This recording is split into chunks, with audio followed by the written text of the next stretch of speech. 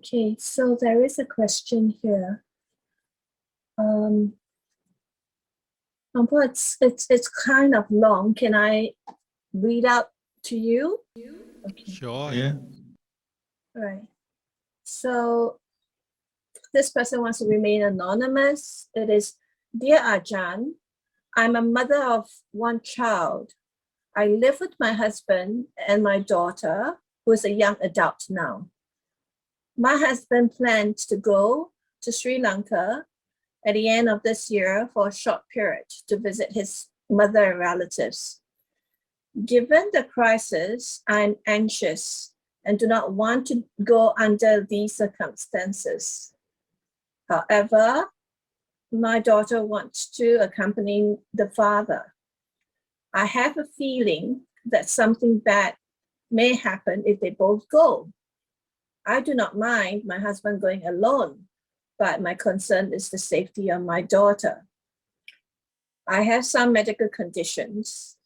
I am nervous and I can't stop thinking about all the negative thoughts. So, such as the hospital, maybe lack of medication, etc., etc. So her question is it important? Her question is, when our loved ones have fallen into a well, isn't it important to stay outside the well to be able to help them? How can I explain such a teaching to my daughter? Thank you.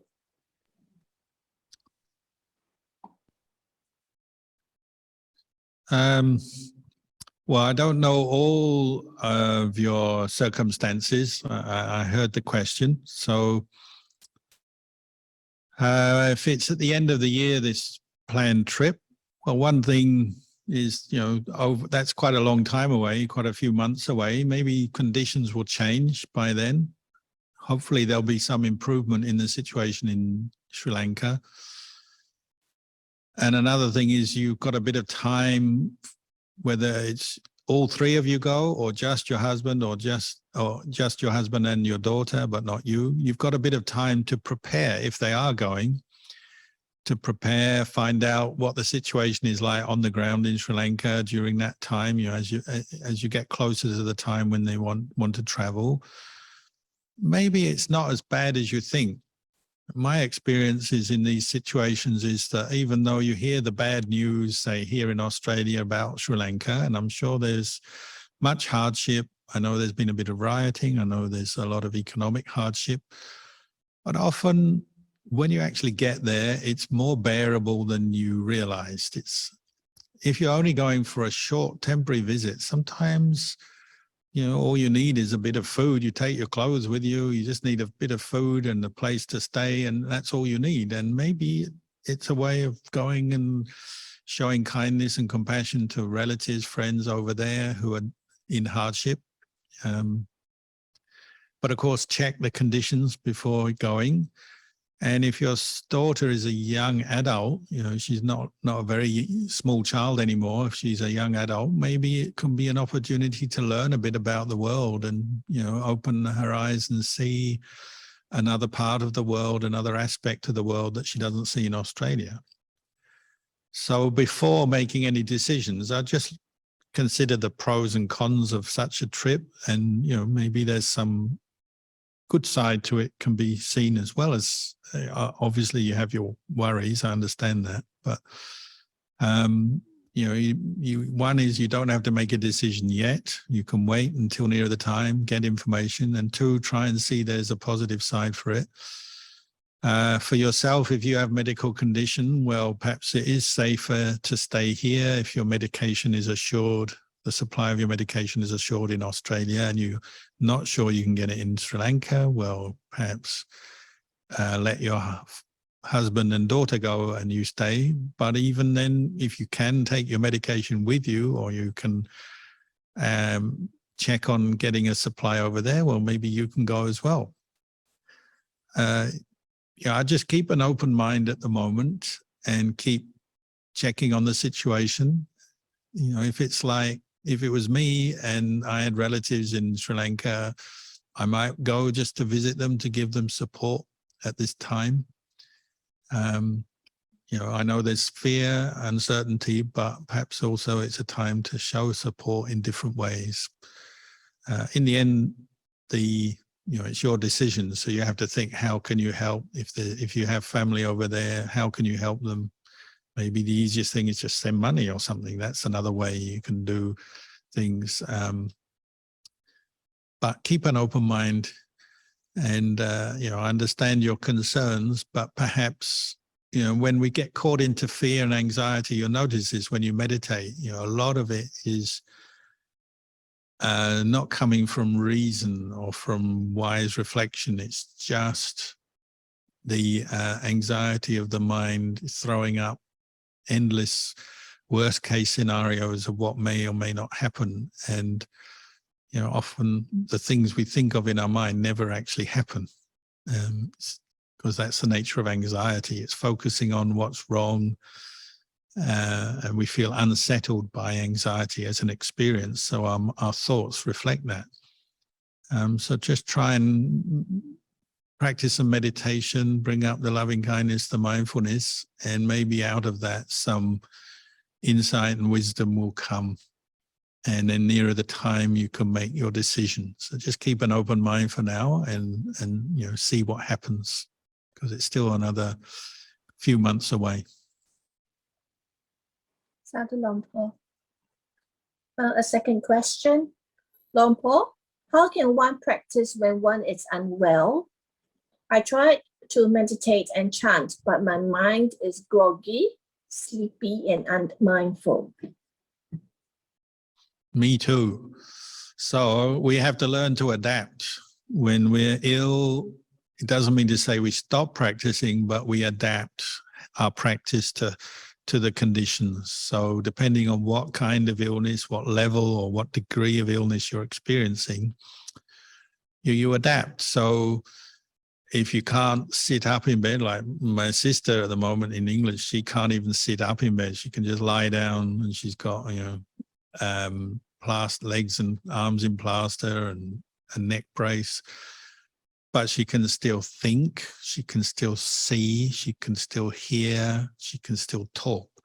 So I was encouraging her to use the faculties that are still active and available. She's experiencing a lot of drowsiness from painkillers, exhaustion from multiple operations and surgery. So, she rests a lot. So that's fine. When you're ill, you need to rest more. So you rest more. But when you are awake for those periods, even if they're short periods, we'll try to find ways to bring up mindfulness. So some people find listening to Dhamma helps. When you're ill, often you find reading is difficult, but maybe you can listen to some Dhamma.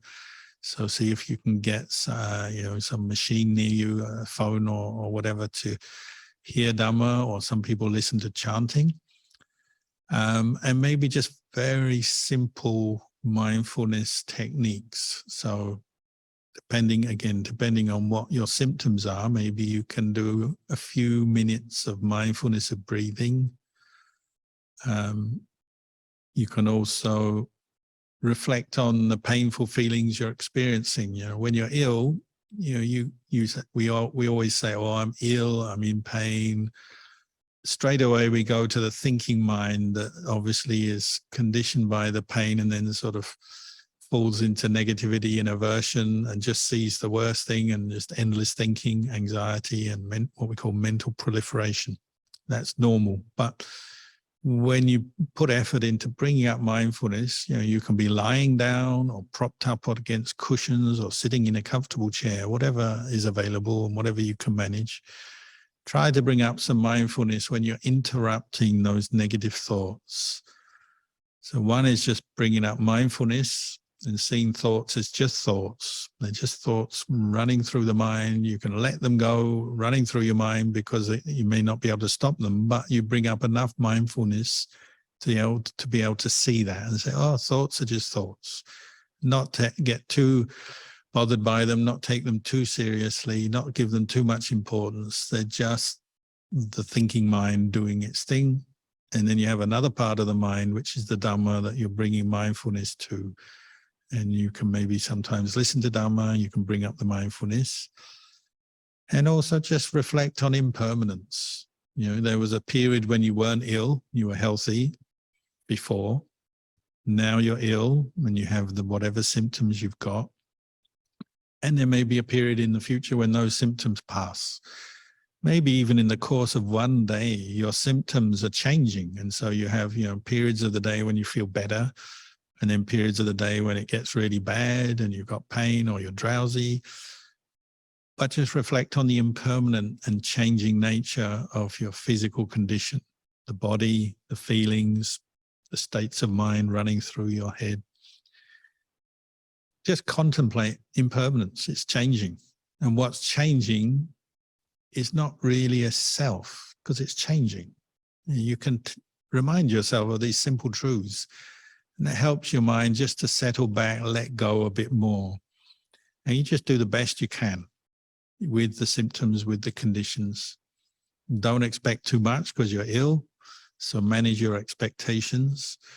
When you're ill, one of the main expectations is, you know, I want to be free from this illness. I want it finished, stopped, ended. I want to get out of hospital if you're in hospital. I want to get out of my bed if you're in your bed. That's all desire. That's all what we call craving. You're wanting to end the experience you have. It's what we call vipavandanha. You know, you don't want to be ill. You don't want pain. You don't want to be in bed. Catch that and teach yourself and say, if I recover or when I recover, it's fine. If it takes a few days, fine. If it takes a few months, fine. Bring up that sense of accepting the thing and not giving into the craving that wants to get rid of the situation. Just accept it and ease into it. Enjoy it more. Enjoy whatever you can within that situation. If you only have a little bit of lucidity, then enjoy that lucidity. If you only have a few moments where there's no pain, enjoy them. And try and bring your mind to this sense of acceptance. You know, if I recover fully, good. If I recover just partially, fine. If I don't recover and this is all I've got to expect for the next indefinite period, I'll accept that. Then you won't worry too much. You won't get too angry. You know, if you can manage your expectations, you can free yourself from a lot of suffering in that situation. Sadhu Lampa, there is another question. The next question, let me read it out, please. Dear Ajahn, how do I study the path towards stream entry? I seem to jump from teacher to teacher in books, but never finish any of them because I come to a point where everything falls flat and I jump to another teacher's book. One of the issues I have is that nothing seems to stick. I just go about my daily life and nothing really changes.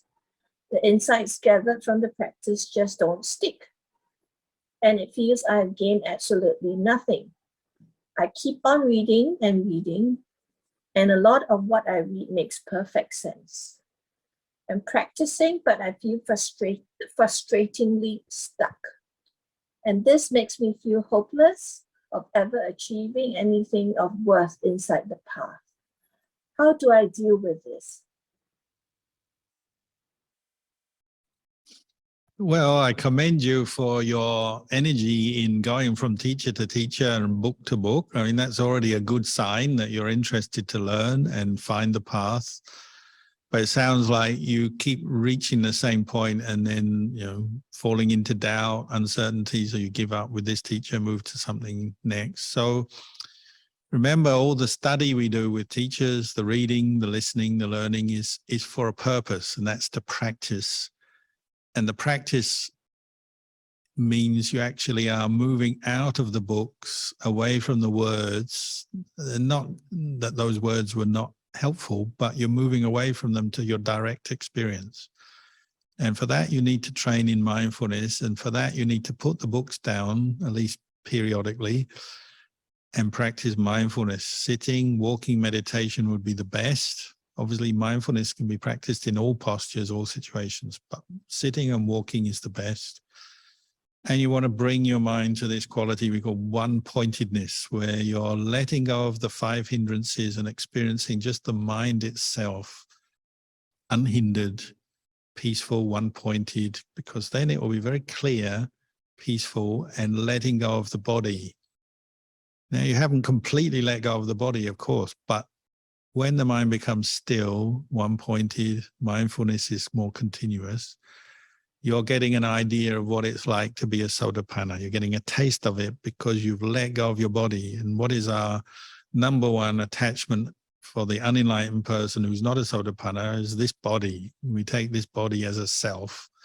So every little itch, every little bit of pain, illness, discomfort, hunger, heat, cold, we take personally.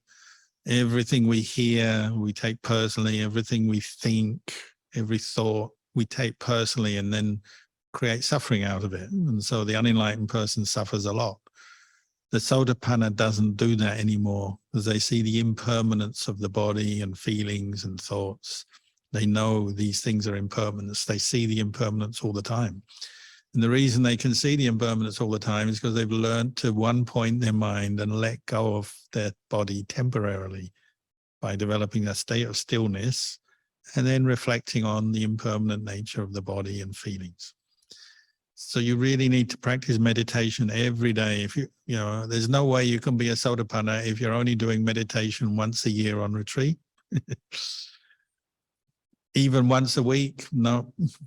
Even once a day may be too little, but it's, you know, it's a start. What about 3 times a day? Many teachers say meditate 3 times a day. So you're going to have to find those 3 times a day. But do it, do the meditation, set aside the books when you're meditating and develop this state of one-pointedness where you're learning to let go of this body. Then you can see the body is not a self. It's just a collection of physical elements, and you have pains and itches and it feels hungry and cold and tired, but you're not taking all those things as self. This is seen through what we call Sakkaya Ditthi. Just keep doing that and sooner or later you'll have your breakthrough. Longpo, there is a follow-up question. When you said 3 times a day, how long each time? As long as possible.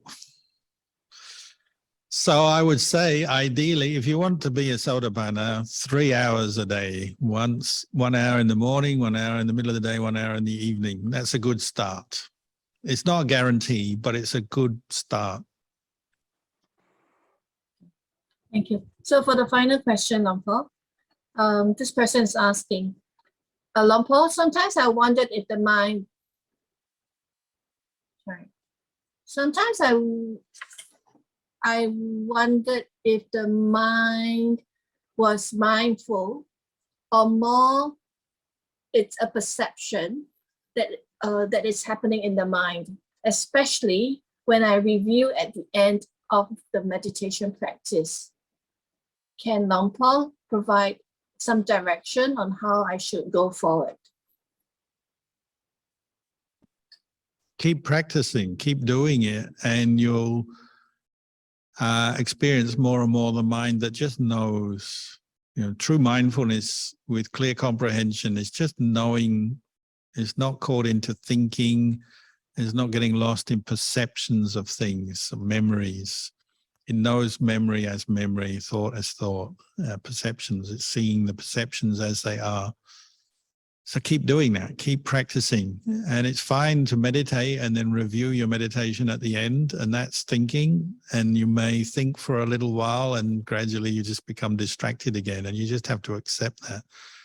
But some of it will stick. Some of the mindfulness will stick, and some of the insight you're gaining will stick, and you're gradually becoming clear on what is a mind that is with mindfulness, quiet, unhindered, and then the mind that is hindered. You know, the 5 hindrances, you study them, you learn what they are, and you're recognizing them coming up, and you know half the time your mind is just under the hindrances, one of the hindrances, one or the other. But there'll be these times where the hindrances start to fade out and your mindfulness is clear and more continuous. And you can look back at your experience and know, oh, this is impermanent.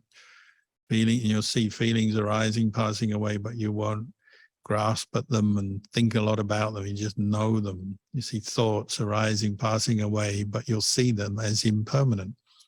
There'll be those periods. It may just be a few glimpses. Never mind. You take what you can. And those glimpses give you a bit of insight. And some of that will stick because you remember, you know, oh, I've seen this before. I've seen these different perceptions. I like this. I don't like that. This is good. This is bad. You've seen it before. You know those are impermanent. They come and go. They're unreliable. They're changeable. So your mind doesn't grab hold of them so much. So little by little, you're letting go of what we call mental defilements. And you're inclining more towards just the mind with mindfulness, clear comprehension, insight. I think you have also answered the last question. And the question is, once our mind is calm in our meditation, do we proceed to contemplate on the Dhamma to get insights on issues and challenges? Yeah, I mean, you can contemplate anything, and you will, because if you're practicing every day, there'll be all kinds of different things coming up. But one of our biggest obstacles and one of our most neglected areas of contemplation is this physical body and just the relationship between mind and body. The mind is, of the unenlightened mind, is just habitually and automatically identifies with the body, every sensation, every feeling, every bit of this body as a self, and views it as self. So this is why we face so many distractions in life. You know, you have just a little bit of a painful feeling already, it puts you into a negative state of mind, or you have a bit of pleasure and already you grasp at that with greed. We're not seeing the impermanence of the body. So any reflection or contemplation that helps to start revealing, starts to reveal the impermanence of the body is going in the right direction. Sadhu Lumpur. Thank you so much. I think that's the time that we have for this evening.